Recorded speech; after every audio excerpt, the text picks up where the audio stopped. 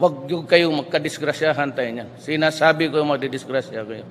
At madidisgrasya kayo. Hindi ako urong dito. And I said, I would stake my honor, my life, and even the presidency.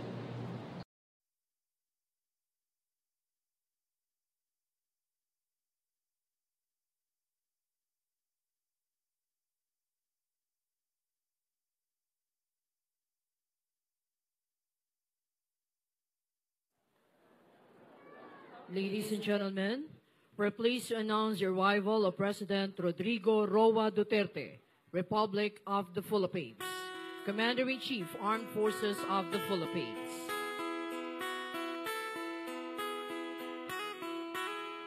Ikaw ang Pangulo para sa pagbabago sa piling mo. Di ko mawawala ang korupsyon.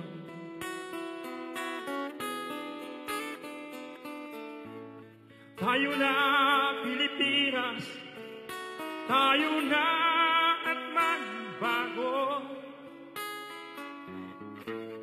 Hawak kamay tayo para sa pag-asenso. Ikaw at ako, tayo na kay Rodrigo Duterte para sa tunay na pagbabago.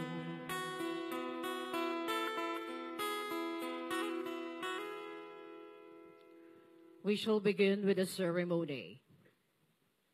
Let us all sing the Philippine National Anthem.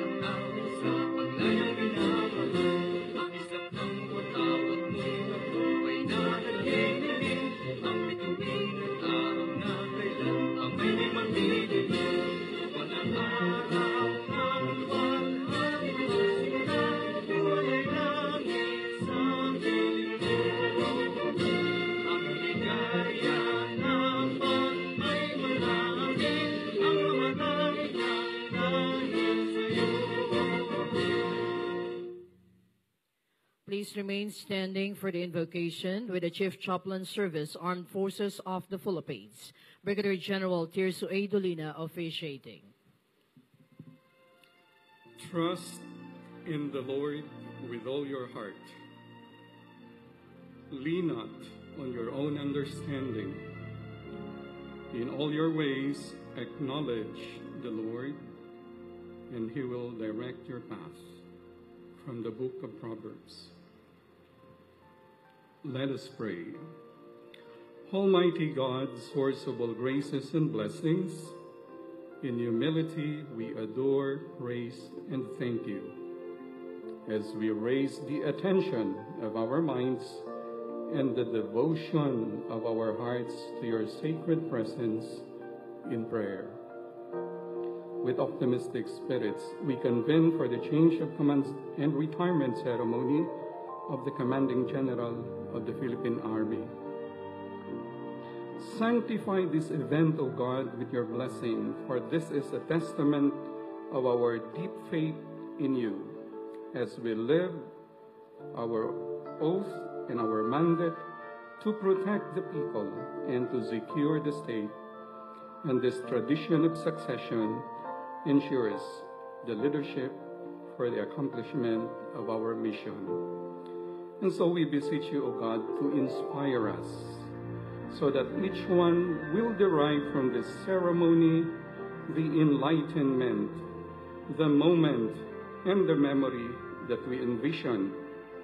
Because persons are gifts, and every vocation and position that you bestow to every man is a fulfillment of your divine plan.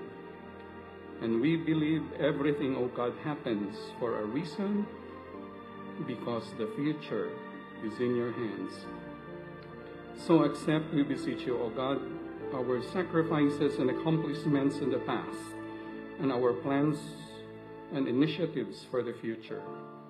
These are our humble offerings to the Filipino people, and to abide with faithfully to our core values of honor, service, and patriotism.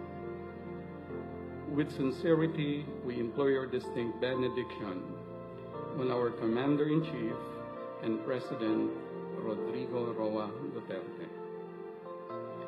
Finally, may the God of life, the God of providence, the God of our history and destiny, bless, protect, and prosper every Filipino and the Philippine Army, now and forever. Amen.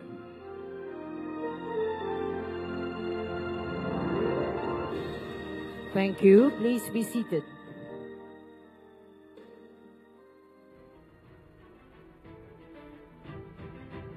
Distinguished guests, ladies and gentlemen, a pleasant afternoon. Today's occasion affords us to witness the change of command ceremony of the Philippine Army, while we give acknowledgement to the immeasurable contributions of the esteemed leader who has steered the 87,000-strong Army towards greater achievement, Lieutenant General Rolando Joselito Bautista. As we proceed, we shall witness the presentation of awards to the outgoing Commanding General Philippine Army for the exceptional performance rendered during his term. The award to be presented is the Philippine Legion of Honor. The outgoing Commanding General Philippine Army, Lieutenant General Rolando Joselito Bautista, is requested to stand and step forward. The citation of the award will be read by the Adjutant General, Armed Forces of the Philippines, Brigadier General Maxima O. Ignacio.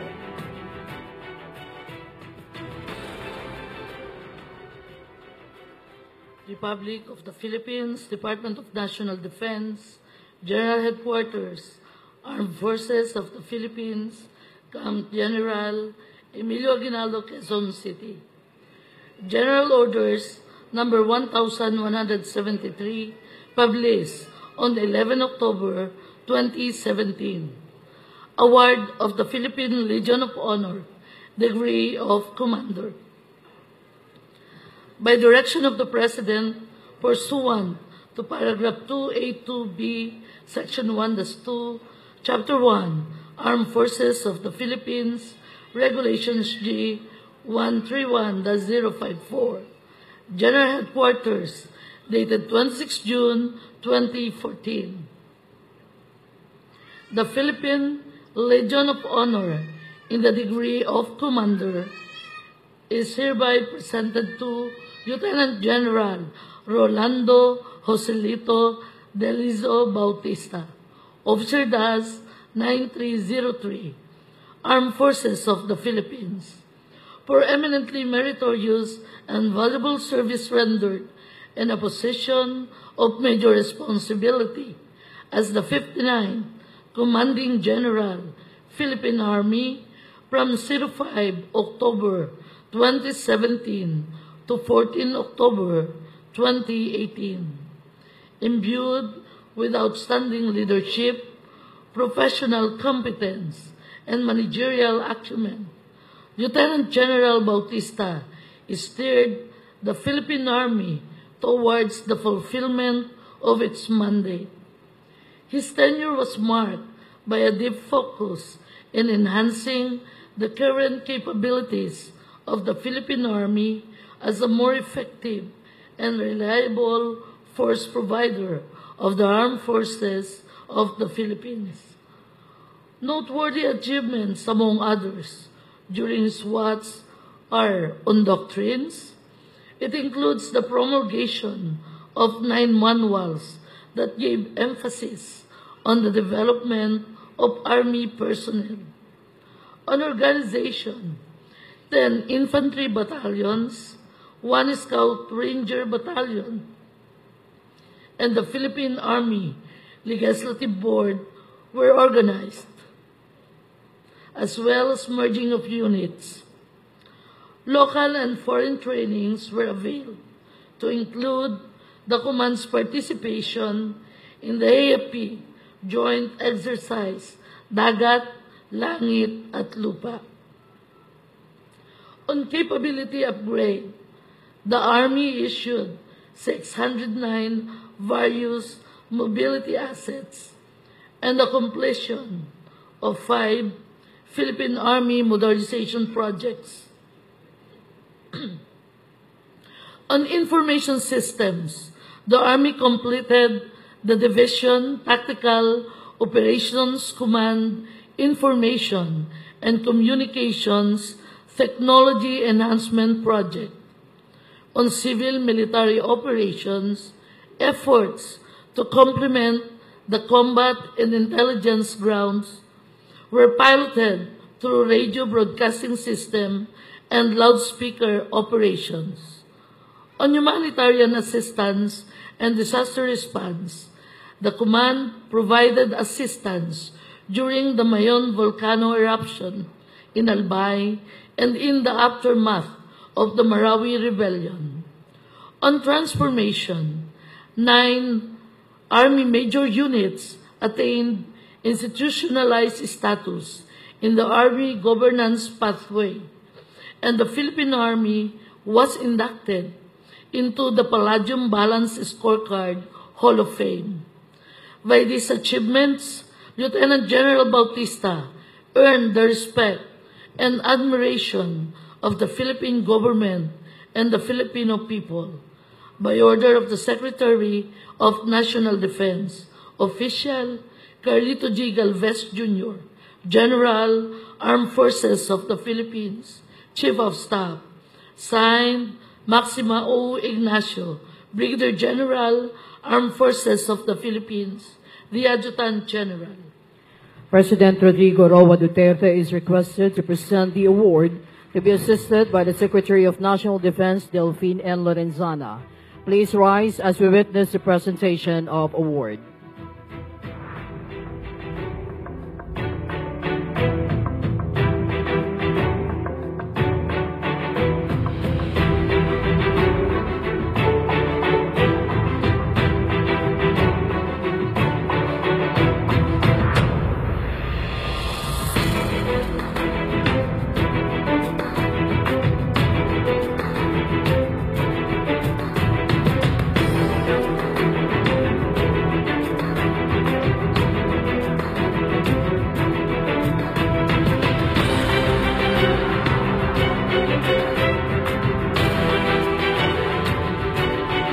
Congratulations to Lieutenant General Rolando Joselito Bautista.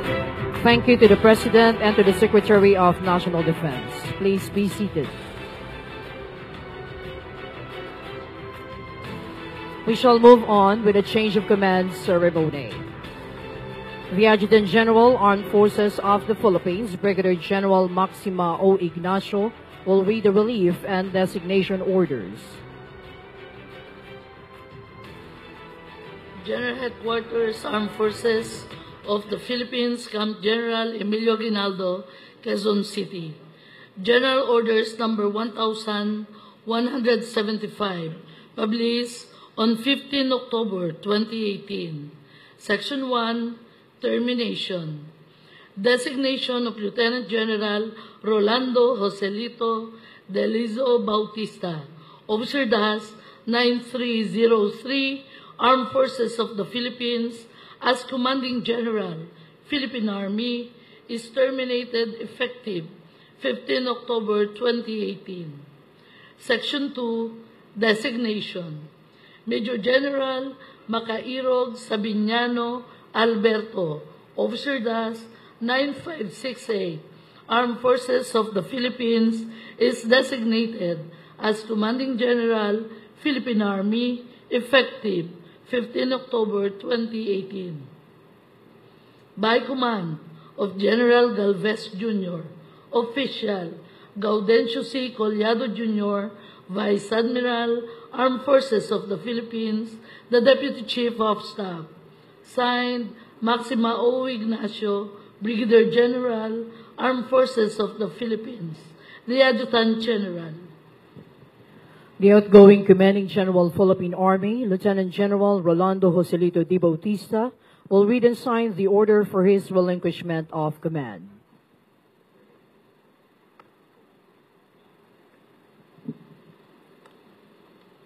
Headquarters, Philippine Army, Office of the Commanding General, Port Andres, Bonifacio, Metro Manila. Office Orders Number 01, dated 15 October 2018. Relinquishment of command. Pursuant to Section 1, General Orders Number 1175, General Headquarters, Armed Forces of the Philippines, dated 15 October 2018. I hereby relinquish the position as Commanding General, Philippine Army, effective 15 October 2018. In your presence, I sign.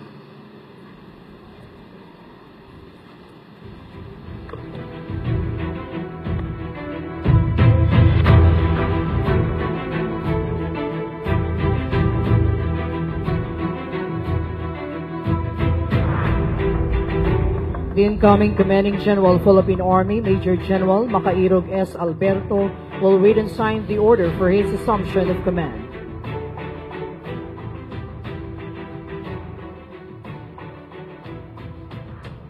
Headquarters, Philippine Army, Office of the Commanding General, Fort Andres Bonifacio, Metro Manila.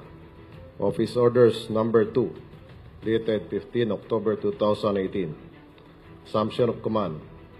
Pursuant to Section 2, General Orders Number 1175, General Headquarters, Armed Forces of the Philippines, dated 15 October 2018, I hereby assume the position as Commanding General, Philippine Army, effective 15 October 2018. In your presence, I sign.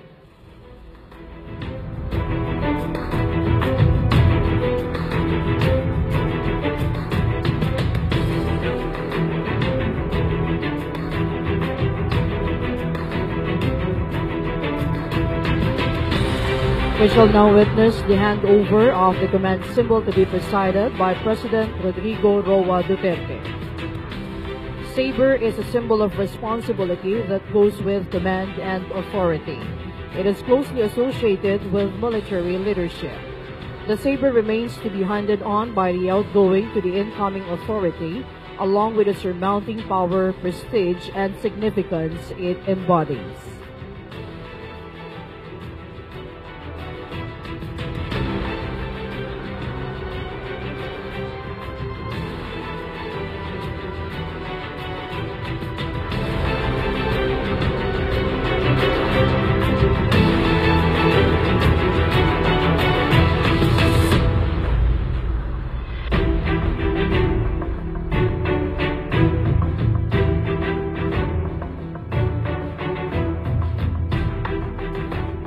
The 60th Commanding General of the Philippine Army, Major General Macairog S. Alberto, will deliver his remarks.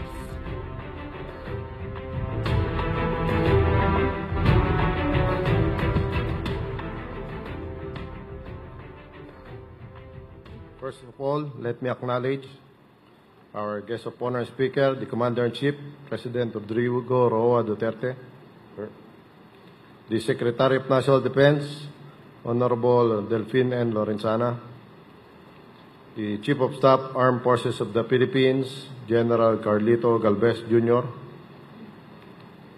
the outgoing Commanding General, Philippine Army, Lieutenant General Rolando Joselito Bautista.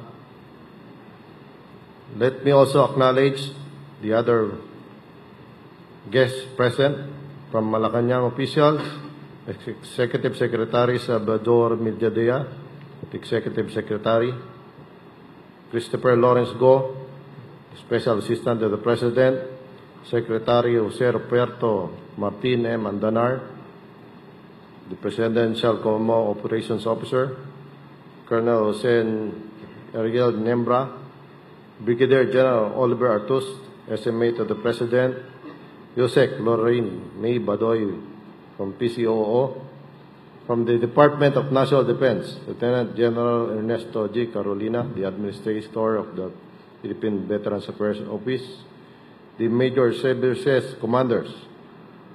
From the Philippine Air Force, Lieutenant General Galileo Gerard Quintanar, Jr., representing the Flag Officer in Command of the Philippine Navy, Rear Admiral Romel Judong, the Chief PNP, Police Director General Oscar D. Albayalde, and the Commandant of the Philippine Coast Guard, Rear Admiral Elson Hermino. Let me also greet the former Commanding Generals of the Philippine Army present, most of whom are my mentors. We have General Jimenez Esperon Jr., sir. General Ray Mapago, sir. General Dionisio Santiago. My 1st Battalion Commander, General Jean Senga. General Rogelio, sir. General De Los Santos.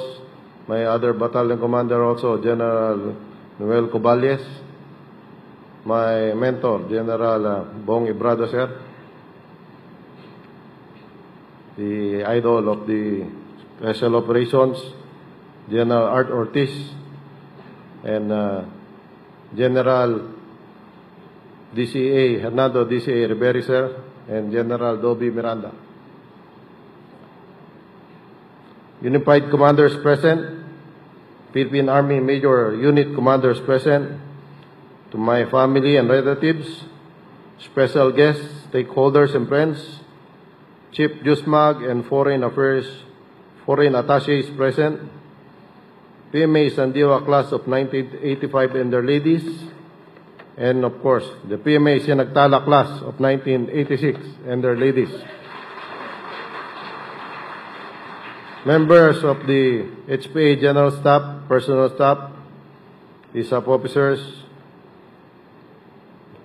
other officers present, my guest from Combal, Governor Tyrone Uy, and Congressman Maricar, and Vice Gov Duhali of the Davao Norte. Friends present, classmates, to everyone, good afternoon. Allow me to start my remarks with a quote from the Bible, Romans 8:28. And we know that in all things God works for the good of those who love Him, who have been called according to His purpose. Ladies and gentlemen, it is with honor and pride that I assume the position of the Commanding General, Philippine Army, and answer the call of duty to serve and face the challenges of leadership. I would like to thank the Lord God for this opportunity to serve our country and people in this capacity. Truly, God is great. I would also like to express my utmost gratitude to our Commander-in-Chief, President Rodrigo Roa Duterte, for his trust and confidence in my ability to lead the Philippine Army. Mahal na Pangulo, makakaasa po kayo na pag-iingatan ko ang tiwala na pinagkaloob niyo sa akin bilang pinuno ng hukbong katihan ng Pilipinas. I would also like to thank the Secretary of National Defense, Honorable Delfin Lorenzana, for his guidance and leadership, and the Special Assistant to the President, Christopher Lawrence Bongo, for his support and trust. Let me also greet the Chief of Staff, Armed Forces of the Philippines, for your sterling leadership, and also to the Assistant Secretary of the Office of Philippine Presidential Affairs for Management, Lieutenant General Arthur Tabaquero, and lastly, but of course not the least, to the outgoing Commanding General of the Philippine Army, Lieutenant General Rolando Bautista. Thank you, sir, for bringing the Philippines Army's capability to higher levels. I realize I have big shoes to fill, but I assure you, I will continue your good work and build on your accomplishments. To my wife, Joy, my children, grandchild, and siblings, you are the compass and North Star that guided me through all these years. Thank you for your love and understanding. A year ago, the Battle of Marawi ended. Countless accounts of heroism were demonstrated by the officers and men of the Philippine Army. Today, we still continue to display the same gallantry and heroism in our vigilance against the threat of terrorism. Extremist groups still seek to destroy our society and our way of life. We must guard the fragile peace we have so far achieved. Likewise, criminal groups, lawless elements, external security concerns, and even the threat of natural calamities require our Army to be prepared to meet these challenges. I will therefore endeavor to make the Philippine Army a more agile force, one that is prepared and able to meet current and emerging threats. We will develop our capability to project land power where it is needed, in support to the General Headquarters and Unified Command's missions. We must be able to have a total force where active and reserve units can be integrated in the local defense and public safety systems to make our localities more resilient against threats and disasters. I will continue to pursue the capability developments, focusing on improving the areas of doctrine, organization, training, material, leadership, personnel, and facilities. I will also look after the morale and welfare of our troops by supporting our soldiers' family programs and improving the way we care for our wounded soldiers and surviving family members. I will continue to enhance the leadership and development of our officers and NCOs to better prepare them for positions of higher responsibility. In keeping with the guidance of the President on good governance, I will ensure that gains we achieve on the Army's transformation roadmap shall continue and meet our vision of a world-class professional Army. Today, the leadership of your Army has been passed on to me. On my shoulders lies the responsibility of providing leadership and management to the entire Philippine Army. I am honored and grateful to serve, ready to meet the challenges, and with God's blessings and your support, we will succeed. To the officers, enlisted personnel, civilian employees, and stakeholders, let us begin to work together for this great organization. Maraming salamat at mabuhay tayong lahat.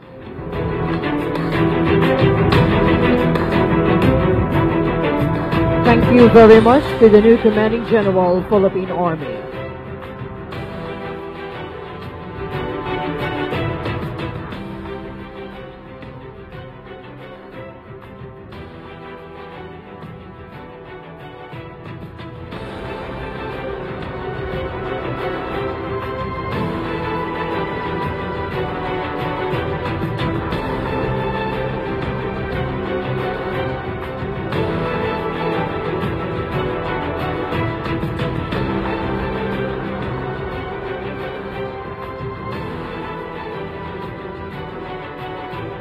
We shall proceed with the retirement ceremony of Lieutenant General Rolando Joselito Bautista.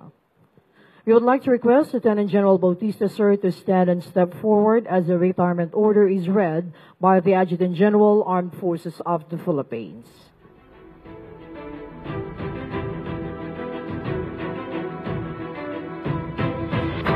Republic of the Philippines, Department of National Defense, General Headquarters, Armed Forces of the Philippines, Camp General Emilio Aguinaldo, Quezon City. General Orders Number 678, published on 01 June 2018.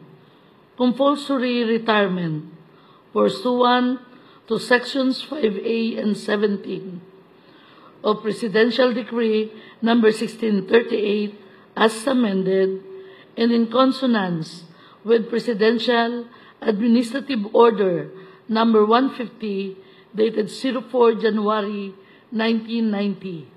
Lieutenant General Rolando Joselito Bautista, Officer DAS 9303, Armed Forces of the Philippines, having completed 37 years and 6 months of active military service in the Armed Forces of the Philippines from 01 April 1981 to 14 October 2018 is compulsorily retired in the rank of Lieutenant General with retirement pay based on the salary grade of General with PIP longevity pay effective 15 October 2018. By order of the Secretary of National Defense, Official Carlito G. Galvez Jr., General, Armed Forces of the Philippines, Chief of Staff, signed Maxima O. Ignacio, Colonel, Philippine Air Force, General Staff Corps, the Adjutant General. Please remain in front, sir, as plaques and encased Philippine flag will be presented. President Rodrigo Roa Duterte is requested to present the plaques and Philippine flag, to be assisted by the Secretary of National Defense, Delphine N. Lorenzana, and the Chief of Staff, Armed Forces of the Philippines, General Carlito G. Galvez Jr.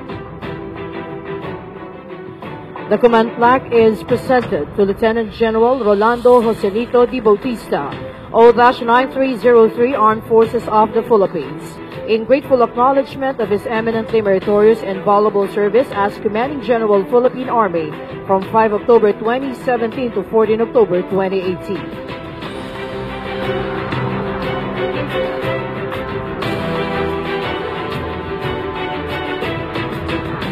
Plaque of Honorable Service is presented to Lieutenant General Rolando Joselito Bautista, O-9303, Armed Forces of the Philippines, in recognition of his 37 years, 6 months, and 14 days of faithful and honorable service to the Armed Forces of the Philippines and the Philippine Army from 1 April 1981 to 14 October 2018.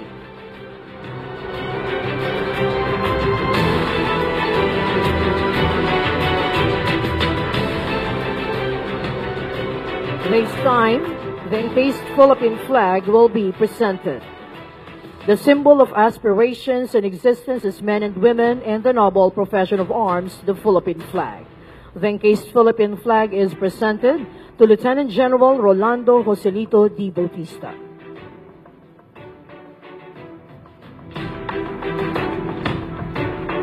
Congratulations to Lieutenant General Bautista, sir. Thank you to the President, to the Secretary of National Defense, and the Chief of Staff.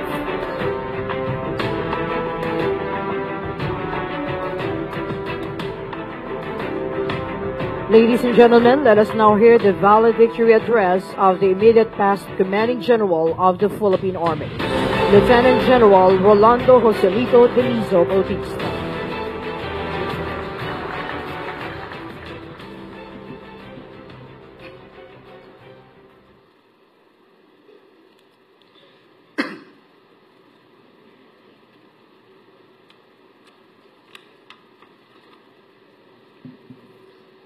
First of all, I would like to acknowledge the presence of our esteemed guest today, our guest of honor and speaker who will be introduced later,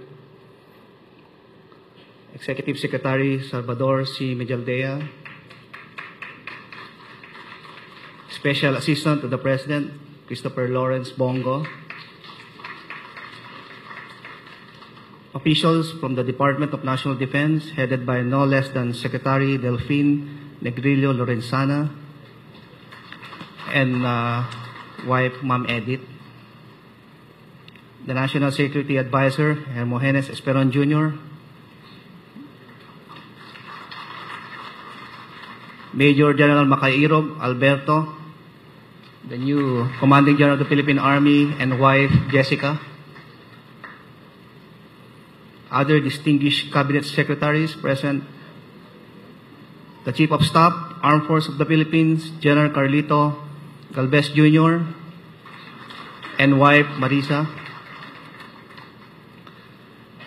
Philippine Air Force Commanding General, Lieutenant General Galileo Gerard Quintanar Jr., kindly stand up, and wife, Len.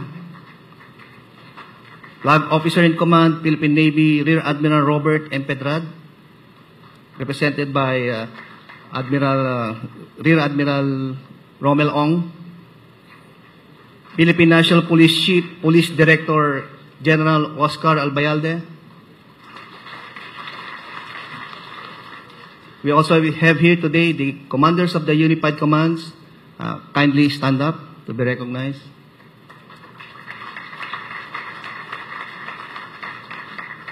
And the Superintendent of PMA. Around. Yeah.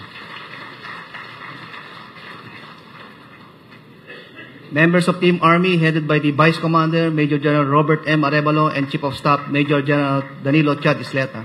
Kindly stand up. All the Infantry Division Commanders present. Kindly stand up, all the Division Commanders.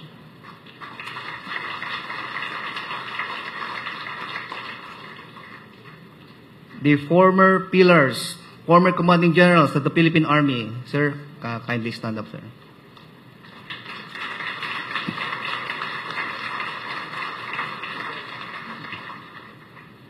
The Chief of the Joint U.S. Military Advisory Group and Foreign Armed Forces Attachés from different nations. Our generous stakeholders from the Tarlac Heritage Foundation, Doña Isabel Suntay and Dr. Isabel Conjuaco Suntay. Members of the Philippine Army Multi-Sectoral Advisory Board, representatives from our partner institutions and agencies like Tuloy Foundation Incorporated, Aboitiz Foundation Incorporated, Bases Conversion and Development Authority, San Miguel Brewery, and SNS Enterprise, Ma'am Christine Bangot, the CEO of Kilos Kabataan Livelihood Foundation, Attorney Tom Falgi from Jensen, Attorney Eileen Disada from LTFRB, our friends from Basilan and Zamboanga City, kindly stand up.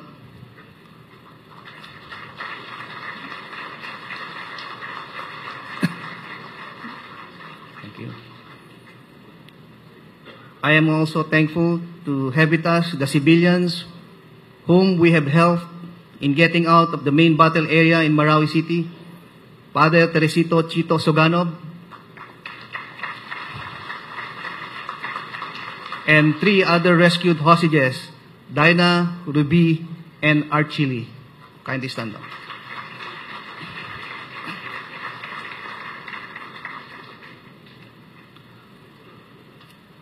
Members of PMA Sandiwa class of 1985 and their ladies, please stand up to be recognized.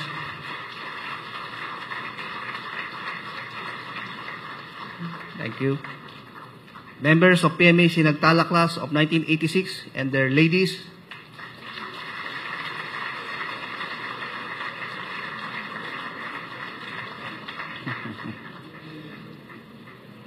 Members of my family and my relatives, kindly stand up.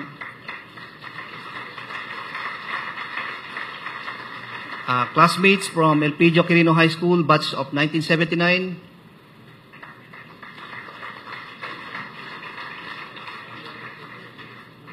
Other officers, enlisted personnel, and civilian employees, our media friends, magandang hapon po sa inyong lahat.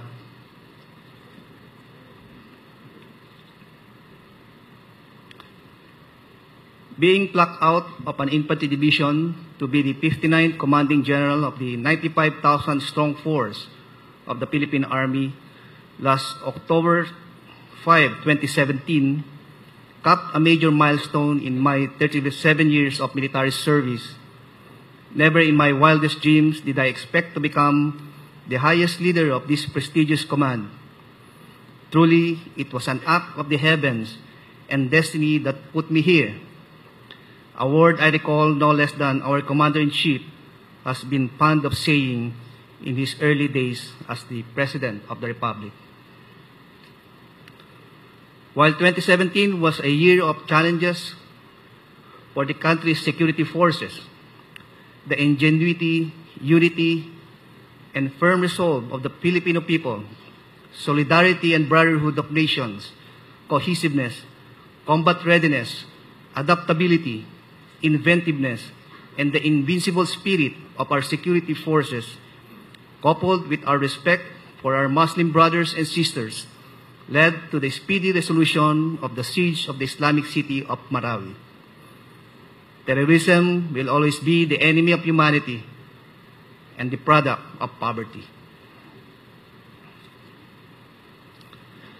The difficulties we face as a result of the evolving threats that confront our security forces have necessitated a constructive and realistic cooperation not only among ourselves, but also with the leaders of the free world. Terrorism requires a holistic strategy, for the field of the global war on terror is akin to a lethal virus, and moving the lawn will simply not be enough. There is no clear-cut solution to security challenges involving terrorism. Even first world countries, when confronted by terrorist attacks, need to take time to assess, adapt, innovate, and learn from the challenges on hand, as well as the eventual lessons that are to be learned. Our Army strong force under my leadership was able to perform its mandate well, with the addition of 11 activated battalions, the promotion of more officers and enlisted personnel, and the creation of new offices to address the increasing demands of our organization. Newly adopted intense trainings for company and battalion level units were implemented, which tackled the actual and current trends of security operations.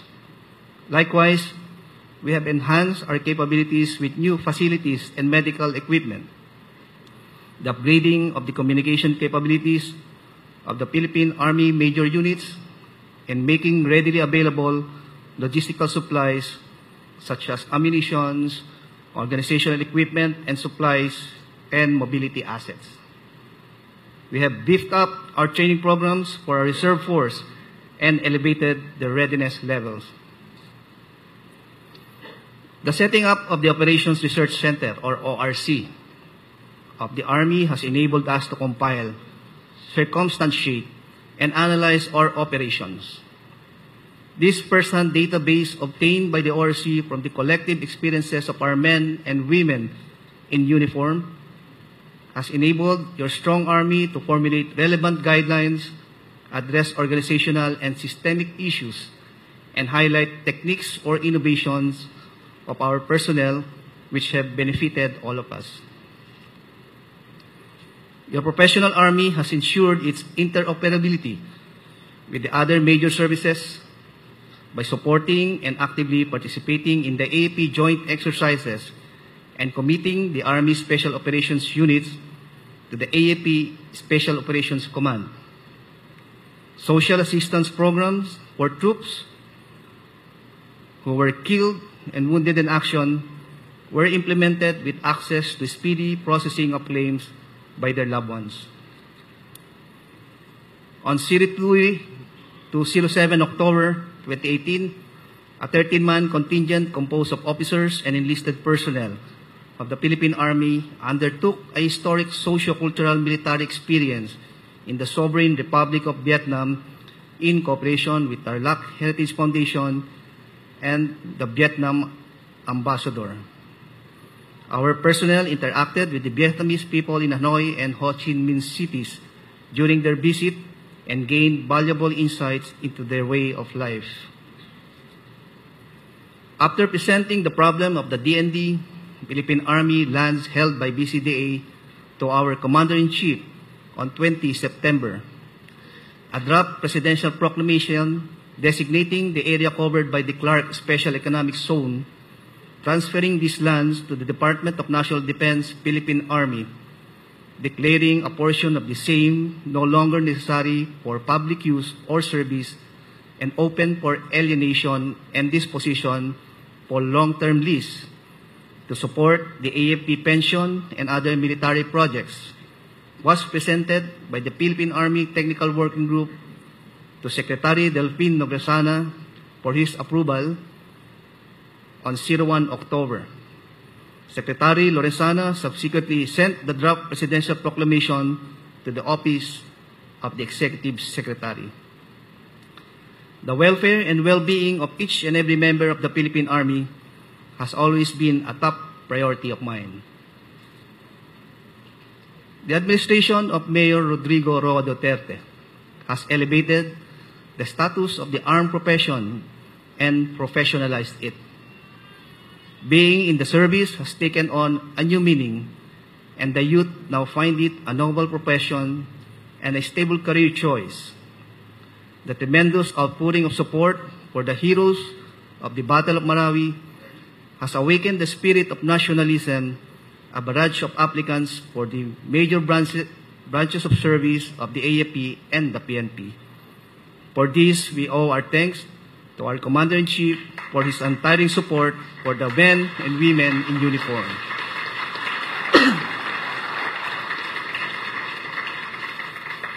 Ensuring peace, securing our land, contributing to the efforts of nation building, and serving our people are the cornerstones of the Philippine Army. Lessons learned from the recent operations have allowed us to master our soldierly craft and sharpen our competencies. We were able to strike a delicate balance between the vital and non-vital aspects of our operations. We successfully raised the bar of our battle capabilities, as proven by the success of our security forces in the liberation of Marawi last year. We have gained the respect of the ambassadors of Laos, Singapore, Russia, Sri Lanka, Vietnam, India, Pakistan, Thailand, and others with flagship projects such as the Bahay Pag-asa 1 and Bahay Pag-asa 2, our immediate shelter and accommodation community models for the internally displaced persons or IDPs in Marawi City, built in partnership with the generous Tarlac Heritage Foundation.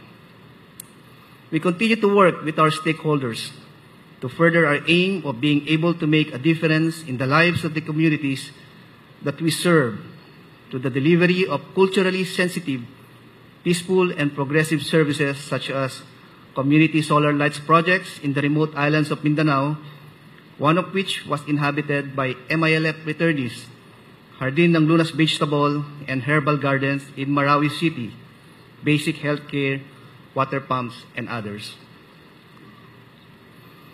Each and every one of us in the Philippine Army, mentored by the Army Transformation Roadmap, continue to be a vital cog of the Armed Forces of the Philippines and an integral part of the backbone of our Republic's defense, as evidenced by the Palladium Balanced Scorecard Hall of Fame status that your Philippine Army received, a symbol of institutional excellence and a beacon of good governance. The Philippine Army has always been the go-to guy and the main force provider of the AFP, a distinction each and every personnel of the Philippine Army should be proud of. I have always treasured the valuable contribution that each one of you has made. That is why it has been my policy to nurture human resource, husband it, and invest in it so that it would be able to contribute positive returns. Mati Stepanek said, and I quote, "Unity is strength.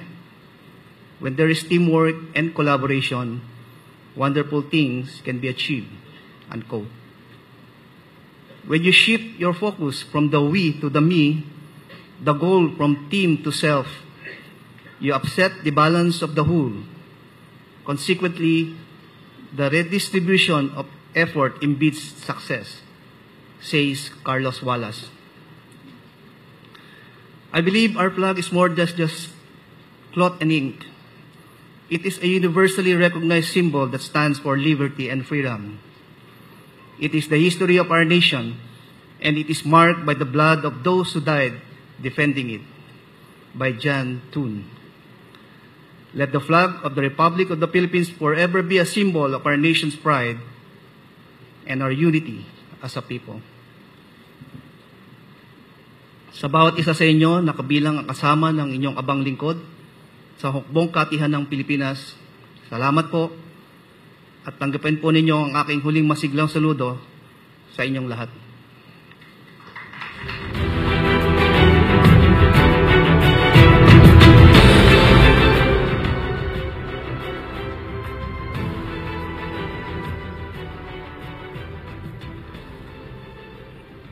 Nararapat din bilang punong general ng Hukbong Kadihan na magpasalamat tayong lahat sa ating Commander-in-Chief, Mayor Rodrigo Roa Duterte, sa mga miyembro ng kabinete ng Pangulo, lalong-lalo na sa kalihim ng National Defense Secretary Delfin Lorenzana at sa Special Assistant to the President Secretary Christopher Bongo, sa Chief of Staff ng AFP General Carlito Galvez Jr., sa mga Major Services Commanders, sa mga stakeholders natin at higit sa lahat sa sambayanang Pilipino. Ngayon naman po ay nais kong patayuin lahat ng mga Army personnel. Maaari po bang tumayo kayo? At bigyan natin silang lahat ng isang masiglang saludo, ang sambayanang Pilipino. Ready, up! Ready, down! Magsipo po. Wala tayong maisusukli sa pinadamang pagmamahal, pagtitiwala, respeto at suporta ng taong bayan para sa mga nasahan ng serbisyo noong taong nagdaan. Yung taas ng pagtingin nila sa ating hanay ay karangalan na dapat nating pangalagaan. I leave to my successor, Major General Macairog Alberto, the personnel of the Philippine Army, its greater asset, 87,000 professionals, highly motivated, principled, skilled, disciplined, fearless, resilient, and focused. I visited all the 31 infantry brigades and the 4 engineering brigades situated all over the country. All of them have been my source of pride and strength. They eagerly await your incoming guidance as their 60th Commanding General. Major General Alberto, I wish you success at the helm. Ang aking taus-pusong pasasalamat sa ating Commander-in-Chief ay kailanman hindi magiging sapat sa tiwala na pinagkaloob niya sa akin mula nang ako'y tinalaga niya na 31st Group Commander ng Presidential Security Group hanggang sa pag-upo ko bilang 59th Commanding General of the Philippine Army.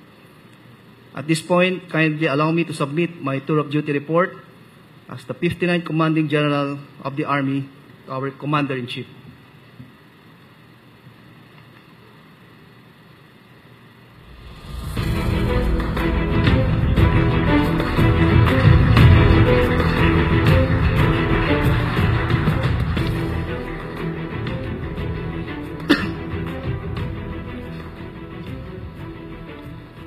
Having served alongside many of you from my younger days, all the way to the days leading to the liberation of Marawi City, was an experience of a lifetime.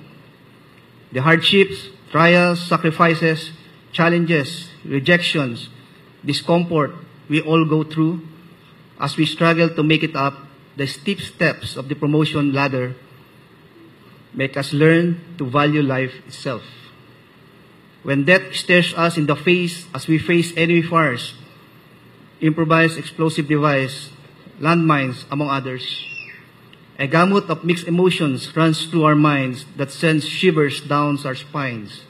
Fear, courage, despair, hope, defeat, victory, love, or hate, while we see our comrades wounded or killed in action as we soldier on to pursue our mission. This is the moment when we reach out to the man in heaven. For the men and women of the Philippine Army and those who have gone on before us, all heroes in my humble opinion, this is the life we live by choice or force of circumstances.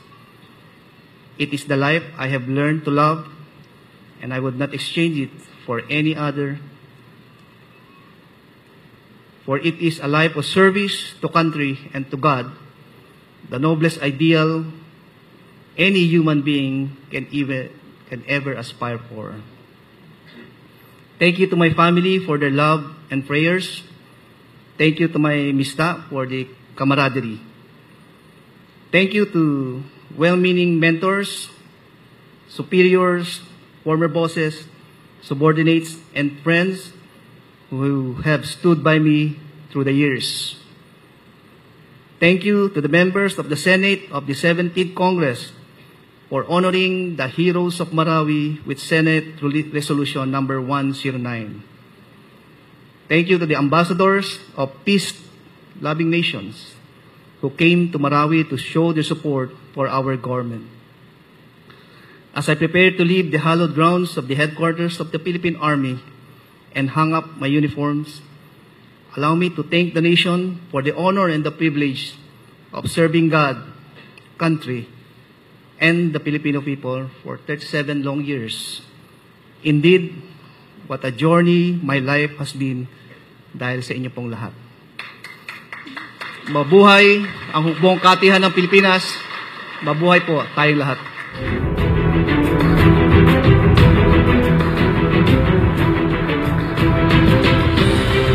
Thank you to Lieutenant General Rolando Joselito Bautista.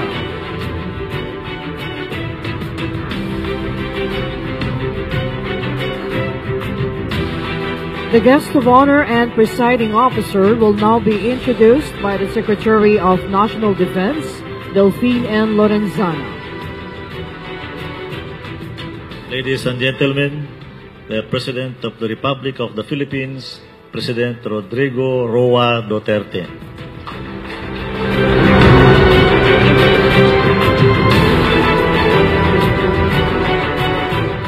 Kindly sit down. Thank you for your courtesy. Maraming salamat po. You know, I stood up because I took my cue from the Chief of Staff. When he moved his body to torso to stand up, siya yung sanay sa mga program na ito, stand up rin ako. Alam mo, kapko lang tayo, sir.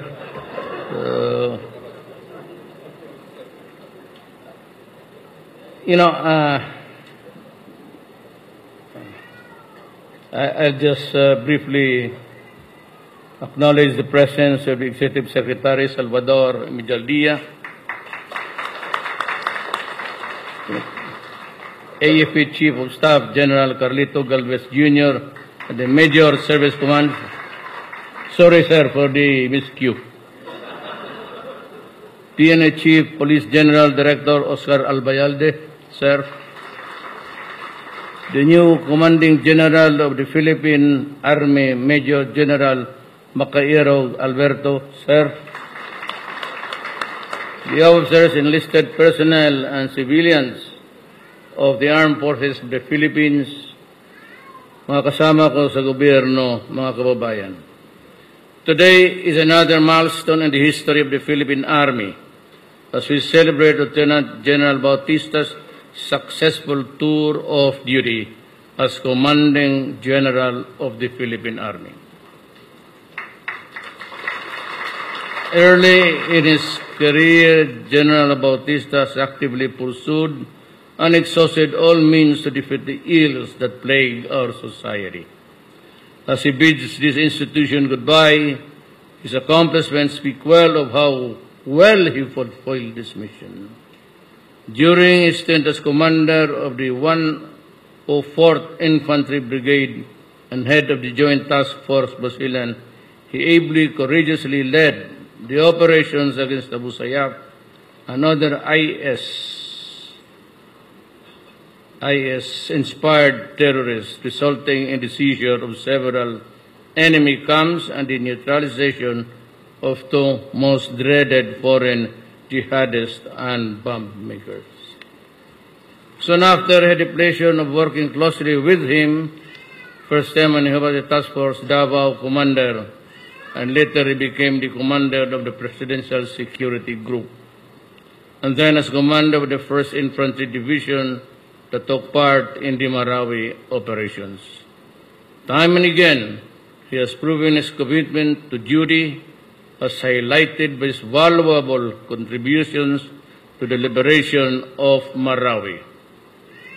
These assignments, among others, have honed, prepared, and equipped him with the necessary skills and experience to lead the men and women of our Army. Upon assuming command of the Philippine Army, General Bautista orchestrated more than 100,000 combat operations, most of which were against the terrorist CPP in PA. This resulted in the neutralization and prevention of hundreds of rebels and the recovery of hundreds of firearms from various lawless elements. Under his watch, the Philippine Army also provided crucial support in the PNP law enforcement operations, leading to the apprehension of the Abu Sayyaf leaders, members, and other fugitives, as well as the surrender and neutralization of hundreds more. During his tenure, General Bautista also oversaw the development and training, interventions, and the activation of the additional infantry battalions of light armored cavalry troop and an intelligence security unit to further supplement the competence of our soldiers. General Bautista, you have fully dedicated your life in the service of your country and our people. And as you hang up your uniform, you can stand proud knowing that you leave military service with the positive example to those who will follow. You can be assured that the Army you will hand over to your successor, Major General Macairog Alberto, is a professional workforce that is stronger, more empowered, and even more dependable. To General Alberto, know that we will constantly face threats and challenges as we trudge the noble path of realizing lasting peace and sustainable development. I trust that you will take up this action as our Army's new commanding general. I also ask our troops to support the leadership of General Alberto as we sustain the gains of our reforms. The Filipino people counts on the Philippine Army to remain steadfast in its mission of preserving the peace and defending the freedoms we enjoy today. With your help, I am confident that we can realize our aspirations for a stronger armed forces and a safer, more secure nation. Congratulations to General Bautista and Alberto at mabuhay ang Philippine Army. No. You sit down. He took an extra time. So I would just announce that whether you believe it or not, both in the military and the civilian sector, my only requirement, if I'm there facing your appointment, alam ninyong kilala niya ako all throughout the years. I've been mayor for almost 23 years, and all of you, kaya ko kilala, that's why I know almost all of you, because at one time or another, you sojourned or had been assigned in Mindanao. And since I was the constant ARPOC chairman, I have dealt with you in so many events. Kilalanin niyo ako. Kilala ko kayo. So,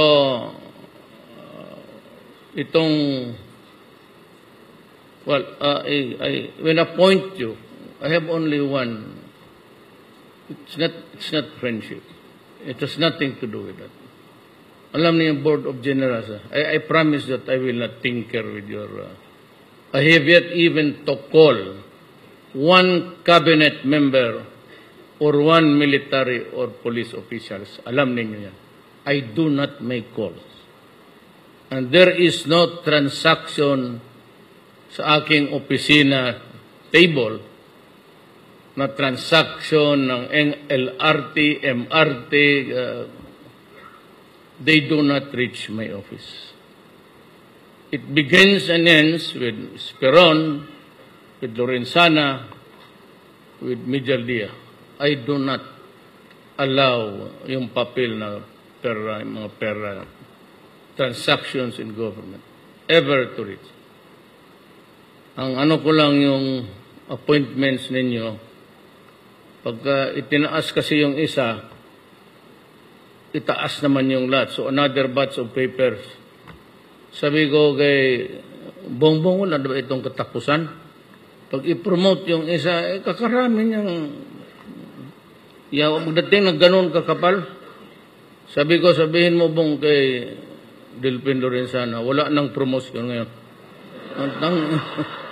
You look for somebody who will toil to sign your appointments, whatever, or you stay stagnant there. Kaya araw-araw ganun kakapal. Wala nang katapusan ito. At police yan, ha? Pati armed forces. Let alone the other papers of state. But minus yung mga contracts sa gobyerno, they do not reach my table. You can rest assured. You can rest assured. Malinis dito. At sa mga kasama ko. Ang hinihingi ko lang naman, I said is, that you are competent and you are honest. So, ang DSWD ay bakante. So we are not talking, I am looking for an honest and competent guy. And I choose Rolando Bautista to be the next secretary. Secretary, ako na masyadong formal dyan. Civilian ka na dyan. But you will be called Secretary Bautista. Di maganda, no? Now, let me just make it clear to everybody. Many are questioning me. Even some of the ambassadors who are close to me. Why do you choose, now most of them, military or police retired? Well, I choose them because they are honest and competent. What else? Sabi nila na, you want to be ingratiate? Ako? I was not elected by the military. I was not elected by the police. I was elected by the Filipino people. You have your mandate, I have mine. If we can agree on so many things, good. If not, then I'm sorry. I have to make decisions that are really very hard. Yun lang. And you know that at one time, 2 conferences ago, command conferences, you were all there and I offered to step down. Kasi sabi ko, kung ganito ang sitwasyon, hindi ko talaga makontrol ang corruption and I cannot deliver what I promised. Drugs, corruption, crime, at saka I will make peace with the enemy. We have tried, we failed with the NPAs. I do not think I'd ever be ready again to talk to them. But we have made progress dito sa MILF. And ako naman, if Nor is listening now, Nor, thank you for your patience. Sabi niya, Rod, ikaw na ang bahala. But wag naman matagal. We have to talk also about my advocacy. Sabi ko, Nor, steady ka lang. Medyo marami pa akong problema. Let them pass and maybe we can talk. He's in Davao. He has his soldiers there. Ako naman. But there was this incident, and I have to tell you, most of the army men were a bit unsettled. Yung pagkamatay ni Parago. The NPA commander, who killed so many of our commanding officers of the, ano ba yan sa Pakibato? Alpha ba yan ang station doon? Alpha Company. Almost about 4. Tapos, ang sabi ng asawa, gusto niya ilibing lang sa Davao City. And even invited, I think it was you and Bato. Sabi ko, punta tayo doon sa funeraria. At least you are to just be a warrior. Patay na eh. Wala na yan. Para sa akin, no more. And the request was that I would allow all the NPA soldiers to go down. Ang sinabi ko sa kindly have faith in me. Pinababa ko lahat. And they had this funeral and they were shouting. Hayaan mo. So they went back quietly to the bukid.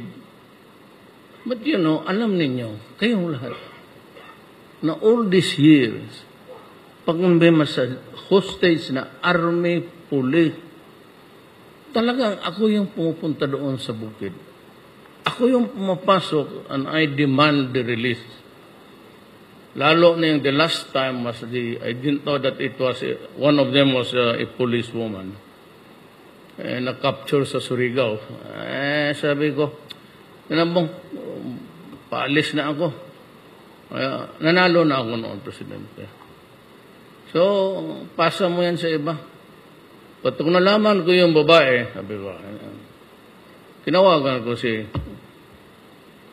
Winnie. Yung, sabi ko, Adre, i-release mo yan. Babae yan. I want it immediately. That was the last, umakyat ako doon. Kami dalawa ni Bong. Pati may isang babae, ayaw ko nakalimutan yung pangalan. There was a woman with us. Tapos, nakita ko doon, lahat parang pista. They had several buses. It was almost like baba ako, storya kami, tapos kinuha ko yung dalawang biyahe, pinauna ko yung mga sundalo at police. Yung ganon, because mayor ako eh. Pagka mayor ka, political lang yan. I know, marami sa inyo nagdududa noon. Pati ito si Anyo, iba ang tingin sa akin. Hindi na siya tumatawa eh. So, tagtatanong siya, sabi ng mga intelligent, ito ba, bakit palabas-pasok ito dito? Sabi siya, noon pa man yan. May ano kami, although that parang modus vivendi, let and let live, basta sa Davao. Ngayon, kasi nagalit na si Inday, pag-grade nila doon sa Iho, yung Lapanday, nagalit na yung hali doon. Mga sila, akalaban, si Inday naman talaga. Like to just, I'm not campaigning for anybody. This is not a brief for Bong. Yung adopted brother ng papa ko, who went also to settle down in Davao. Diyan sa Marilog, kumain pa yung mga NPA, pagkatapos kain, binaril sa bunganga. Diyan sa And si Inday was with me at that time, but she was 16 years old. Wala talagang, we talk, sinamahan ko siya, kasi sa bukid, hinaharas yung mga, tapos mayor. Sabi niya pa, sabahan mo ako ng mga NPA na yan. Yung project ko, hindi matapos-tapos. It was the time, sabi nila, nagbigay ako ng 45. Maniwala niya. Sabi ko sa NPA, pagkain, medisina, magbigay ako. Pero bala, pati baril, alam mo kung sinong papatay sa akin? Ito yung mga army. Pagbaba ko dito, aambusin ako niyan. Kung gusto nyo akong mabuhay, do not,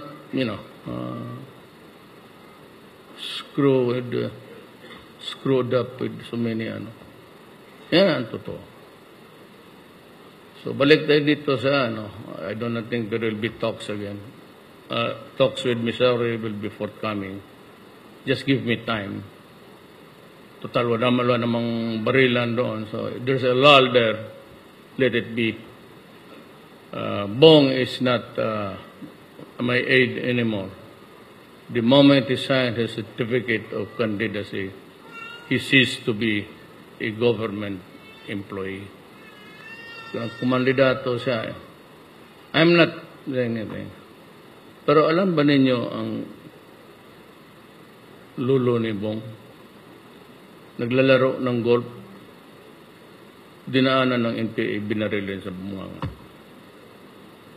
That give you an idea kung ano ang sentimento niya.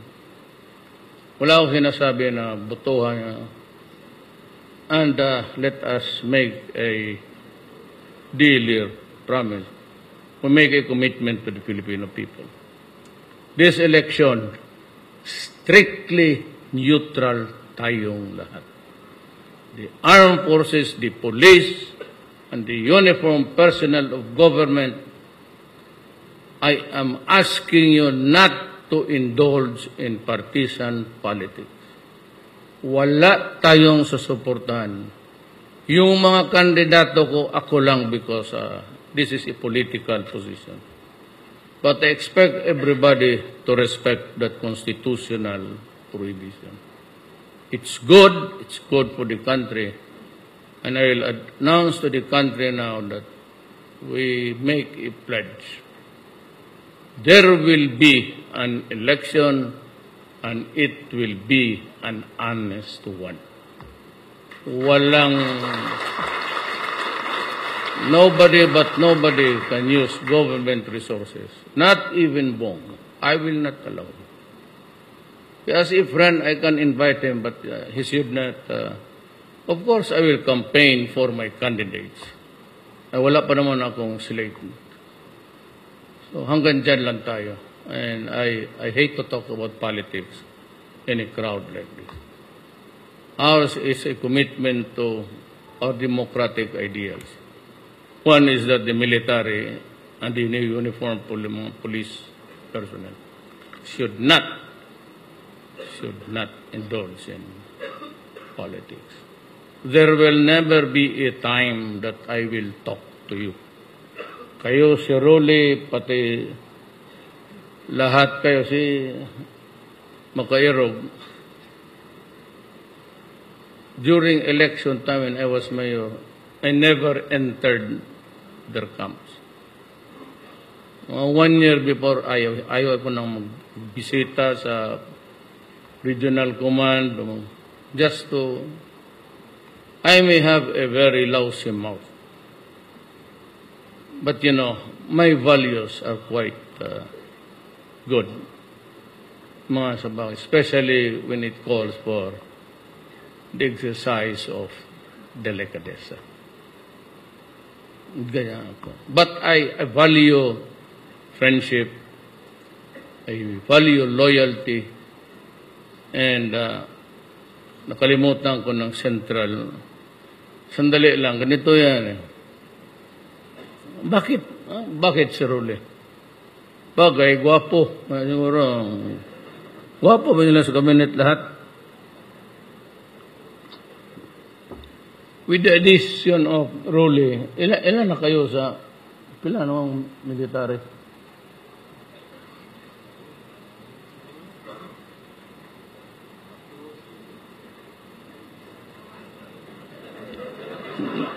Nagbibilang na ng hunta,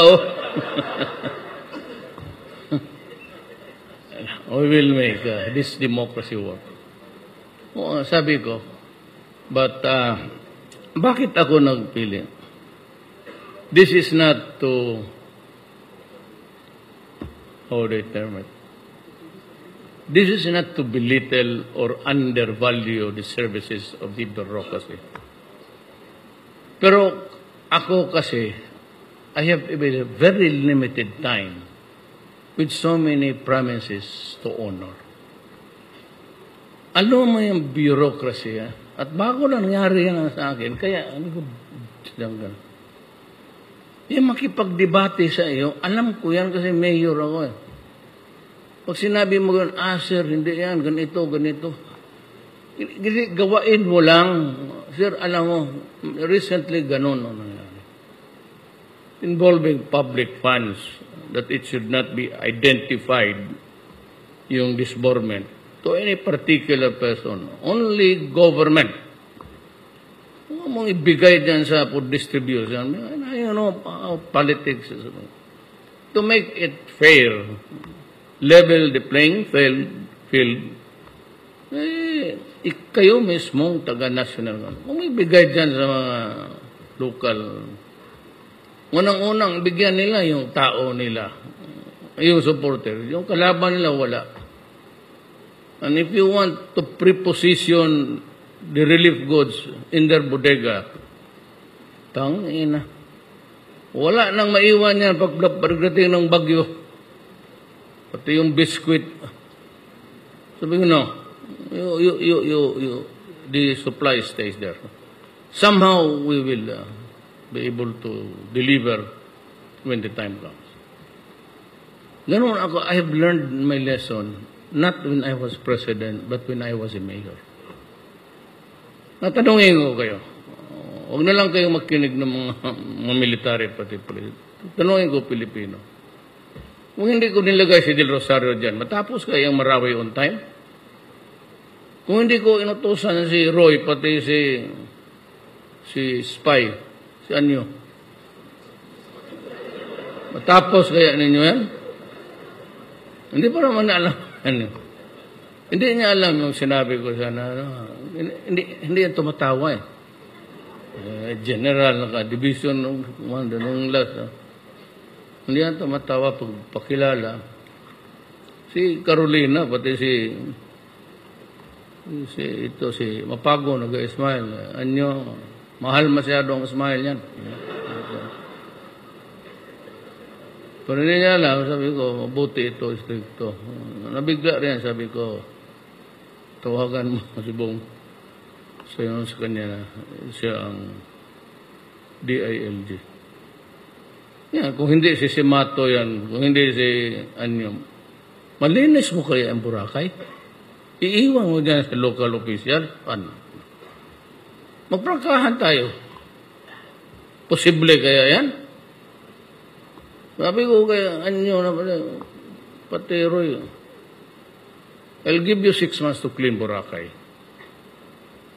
I don't have to have the opening. Sabi ko, I will go to Boracay to distribute the land titles of that big tract of land sa likod ng Boracay.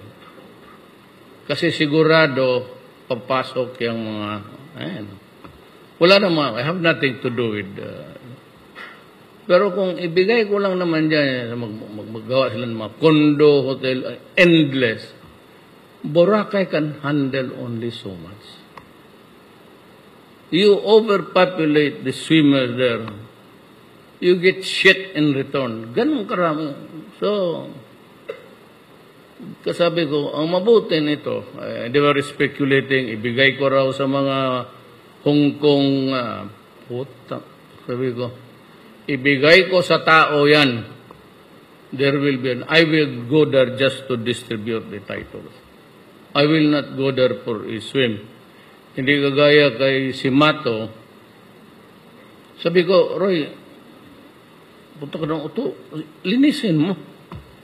Sabi ko kay Anyo, sir, nagsisir ako sa kanila eh. Ako lang yung Malacañang. Small time lang kasi tayo. Mindanao, nagsisir ako, sir, tulungan mo si Roy. Di pumunta yung dalawang birdugo doon. O di nga, tingnan mo Boracay. May text that you are so mabango. Nagpadala yung isang, so I am proud of you. I love you. So sabi ko, okay, I will not join you.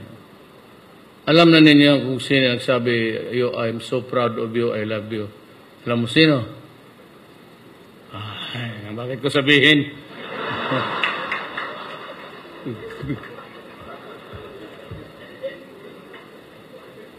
Yan ang... Kaya pagka ganon, DSWD, may typhoon. Dapat, wala namang tao yan. Ilan lang ang personnel. How much can provincial DSWD? Ilan lang tao niyan. Tapos hindi marunong, yung mayor salbahe, kurapa, yung mga pulis pati army. Ngayon, lagyan mo na rule. Adre, may trabaho tayo, trabahoin natin to. Madali. So, ilan kayo, sir? Lahat?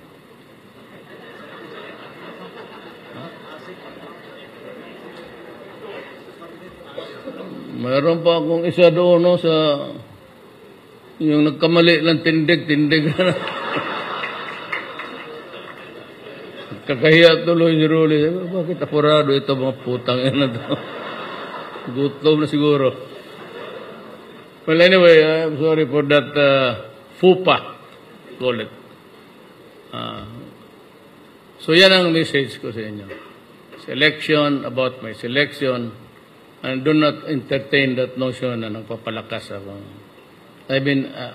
Frankly, I've been the son of the governor of Davao when it was one. I grew up with politics, with soldiers and police. So I became mayor very early. 43 lang ako naging mayor. I'm 73 now.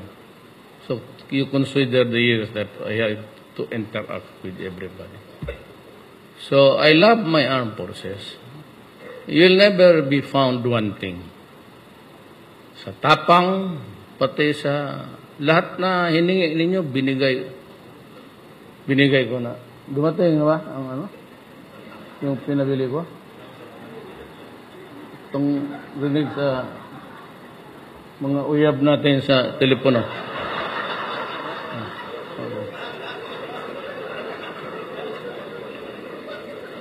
Wala kayong masahan sa akin, nataga-intel. Sige. Noon ko sa inyo. Isap, mayroon ba kayong narinig niya sa telepono sa akin? Did I call? So, not even once. Ang directory ko, tangina, puro babae. Ngayon, hindi man ako marunong yung gagong, yung isang pindot mo, tatlong numero gago itong telesalo. Doon ako sa dati yung tik-tak lang. So, pinaglaruan ko minsan, sir. Siguro, si Albayalde medyo gustong marinig nito. Nilaruan ko, tuturuan ako, tapos makalimutan ko ginong mga. So, naglalaro ako, ganyan. Sabi ni Bong, in the process, parang you created a Viber.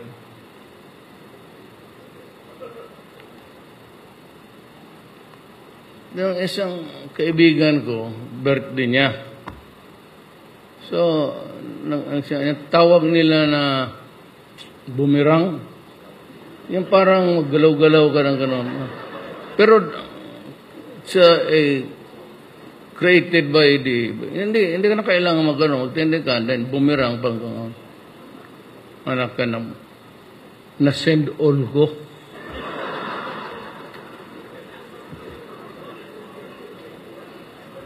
Ubos. Pati yung kilala niya, wala na. Malis sa Davao. So, naiwanan ko yung gaga na lang na isa. Sabi ko, ikaw ang tangina, sagutin mo lahat ang pangailangan ko. Wala na eh. Yung sa states, yung sa, nawala. Na-send all. Be careful with sometimes Murphy's Law. Well, that's as good as any time to say this. If things can go wrong, it will go wrong. Maraming salamat po.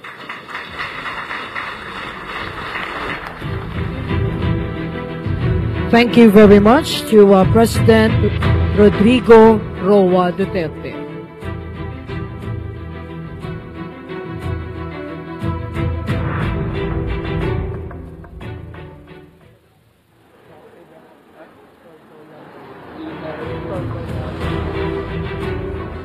Please remain standing for the himno ng Hukbong Katihan ng Pilipinas.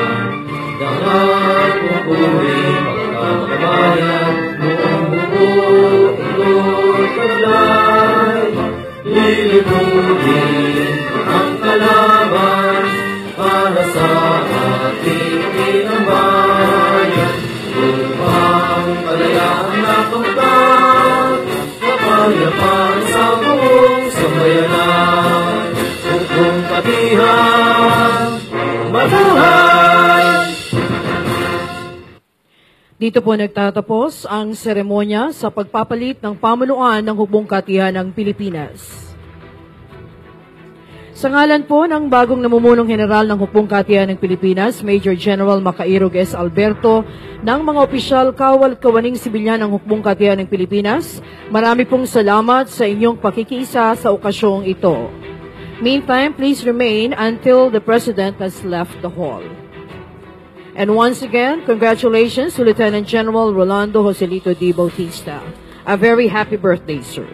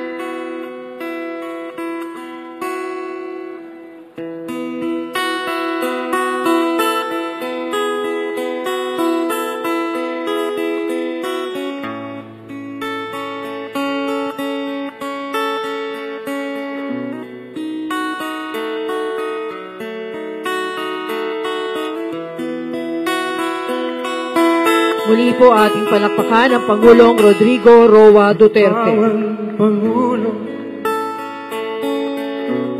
para sa pagbabago, sawa na ang bayan ko sa magnanakaw na tao.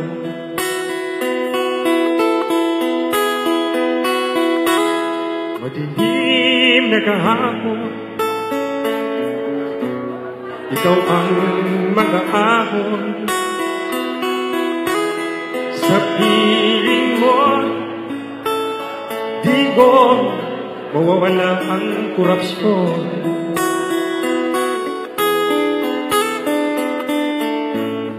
Tayo na Pilipinas, tayo na at magbago.